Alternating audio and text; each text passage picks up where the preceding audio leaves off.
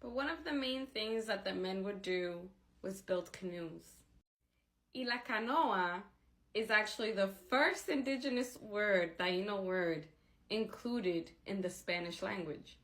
And because there's no other way to describe the vessels that they made, which were perfect for navigating between island and island, canoa is actually included in all languages nowadays. And you can see here they made smaller ones, they made bigger ones. It is said that some of the largest canoes could hold up to 70 people.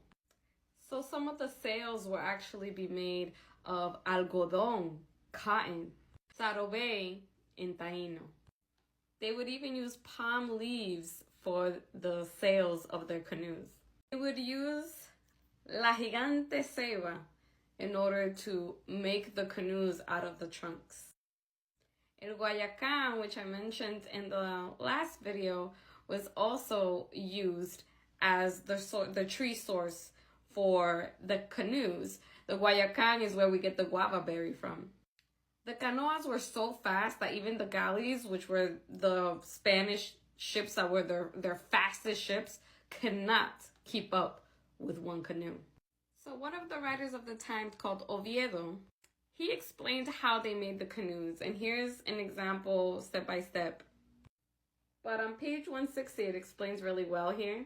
It says, Oviedo later explained the canoe was made from the trunk of a tree that was emptied by blows of stone axes, which are these.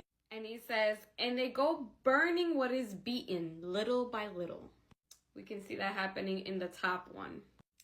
They put in benches once it was cleared. The Taino paddle, which is what they used to row with, called nai. We know that they probably had a ceremony for selecting the tree, processing the tree, and at the end, launching the canoe. But unfortunately, it is believed that all of those rituals were lost, and we will never know if they even had any.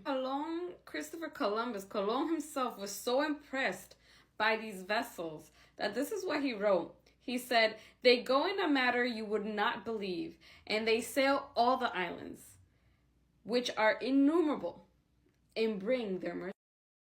In other words, they had trade routes. They had commerce, maybe not, obviously not in the same way that we do commerce, but they did have it.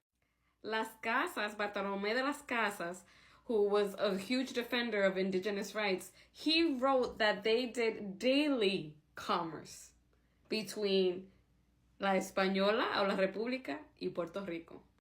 We now know that some of the caciques, who were the leaders, the names of the chiefs, or the title of the chiefs, some of them were related to each other. The ones from La Española, or La República, y Haití, and the ones from Puerto Rico. For example, on page 162 of this book, it says that El cacique Andrés del Higüey de la Española was considered a relative of the cacique of Aguabana of Puerto Rico. As we see, they also used their canoes to fish. They used nets, they used harpoons, they used different methods in order to catch the fish. They used hooks made of bone.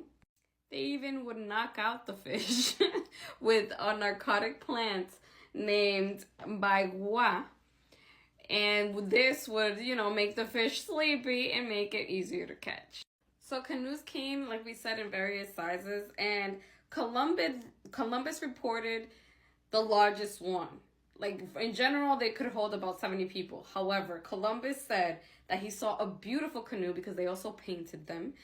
And this was in Cuba, that was reportedly 65 feet long and had a capacity of about 150 people. Basically, kind of like an airplane, no?